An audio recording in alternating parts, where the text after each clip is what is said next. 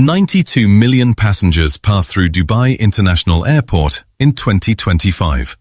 The towers are still glowing, the beaches are still full, and every night thousands of tourists still arrive, believing this city has somehow escaped the economic pressures hitting the rest of the world. But underneath the luxury image, some analysts began noticing a very different pattern emerging. Hotel supply keeps rising, tourist behavior is changing, and in certain sectors, spending growth appears to be slowing, even while the city continues expanding at full speed. That is a dangerous contradiction, because systems built on constant momentum rarely slow down gracefully. They look strongest right before pressure becomes visible. And over the past 18 months, something about Dubai's tourism machine has started feeling different. Not broken, not collapsing, just harder to sustain forever. For nearly 2 decades, Dubai sold the world a very specific idea. That growth could be permanent. In 2024, the UAE's non-oil economy continued expanding steadily, while Dubai's tourism sector pushed toward record-breaking visitor numbers once again. Luxury hotels stretched across artificial islands. Billion-dollar real estate projects kept launching almost monthly. The population surged past 3.8 million people as investors, entrepreneurs, influencers, and high-income expatriates relocated into the city faster than many analysts expected after 2021. Everywhere you looked, the message felt the same. More wealth, more construction, more demand. In itself became part of the marketing machine. Burj Khalifa still dominated the horizon like a symbol of limitless expansion, while luxury property transactions in certain periods reached tens of billions of dollars annually. And during a decade when inflation, instability, and political uncertainty were affecting much of the world, Dubai positioned itself as something extremely valuable. Certainty. No income tax, ultra-modern infrastructure, high-end lifestyle, constant visibility. Some investors even began describing the city as the capital of global luxury migration. And for a while, it genuinely looked unstoppable. The restaurants stayed packed. The cranes never stopped moving. But by early 2026, the atmosphere underneath the growth began changing in subtle ways. The malls still looked crowded, and luxury hotels continued reporting strong occupancy during peak seasons. Yet some tourism analysts started noticing that visitor behavior was becoming less predictable than it had been during the explosive rebound years after 2021. Travelers were still coming to Dubai, but many were spending differently. In certain sectors, shorter stays began replacing longer luxury vacations, while discount packages quietly became more common across hotels, restaurants, and premium experiences that previously relied almost entirely on high-margin customers. Thousands of additional hotel rooms and short-term rental units kept entering the market across the city. That created pressure, more supply, slower spending growth, and rising competition inside a tourism system that had spent years assuming demand would continue accelerating indefinitely. Some business owners reportedly began noticing softer weekday traffic, even while social media still projected an image of non-stop luxury. And visually, the contradiction became difficult to ignore. The skyline still looked richer than ever, but underneath the lights, the behavior supporting the system was starting to shift. Quiet. The numbers begin telling a more complicated story once you move beyond the surface image. Between 2022 and 2025, Dubai benefited from one of the largest waves of global capital migration in its modern history, as geopolitical instability, inflation fears, and tax pressures pushed wealthy individuals and international investors toward perceived safe haven cities. Property transactions surged to record levels in several reporting periods, while luxury home prices in some prime districts reportedly climbed between 15% and 20% year over year during peak demand cycles. Billions of dollars flowed into ultra-luxury real estate, hospitality, and tourism infrastructure. But rapid success created a second problem at the exact same time. Supply accelerated almost everywhere. Analysts estimate tens of thousands of additional residential units are expected to enter Dubai's market between 2025 and 2027, while hotel development pipelines continued expanding aggressively, despite signs that global tourism demand was beginning to normalize after the post-pandemic rebound. And that changes the equation completely. Because tourism economies operate very differently once expansion slows. During growth phases, visibility creates momentum. But during stabilization phases, oversupply starts creating pressure beneath the surface. Some hotel operators reportedly began relying more heavily on promotions and flexible pricing strategies to maintain occupancy consistency outside peak periods. Short-term rental competition intensified across high-demand districts like downtown Dubai, Dubai Marina, and Palm Jumeirah. At the same time, operational costs kept rising. Commercial rents increased, labor expenses climbed, utility costs became less predictable. Airline ticket pricing fluctuated sharply due to fuel volatility and regional uncertainty. And perhaps most importantly, global luxury behavior itself appears to be shifting. Wealthy travelers in 2025 are increasingly prioritizing privacy, exclusivity, wellness, and low-visibility luxury over highly commercialized luxury environments built around spectacle and constant exposure. That creates a difficult challenge for cities like Dubai, because spectacle is expensive to maintain at scale. And once growth expectations become permanent inside a system, even slower growth can begin feeling like decline. Some investors appear to be quietly recognizing that risk already. For many residents, the pressure no longer feels theoretical. Between 2022 and 2025, rental prices increased sharply across several parts of Dubai, with some reports indicating double-digit growth in key residential districts as population inflows accelerated faster than housing affordability. International school fees remained among the highest in the region, while everyday living costs quietly climbed underneath the city's luxury image. And this started changing behavior at the human level.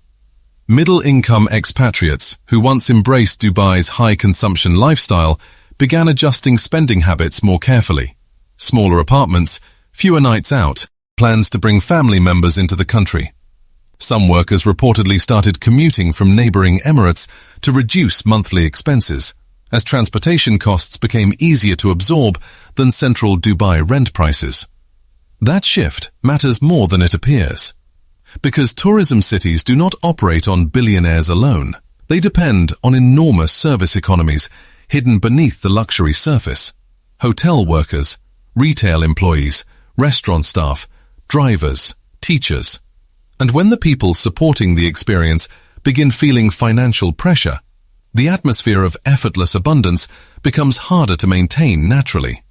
The city still looks luxurious from the outside. Life underneath the image is becoming noticeably more expensive to sustain. Several forces appear to be driving this shift simultaneously, and none of them exist in isolation. First, global tourism demand itself began normalizing after the explosive rebound that followed the pandemic years.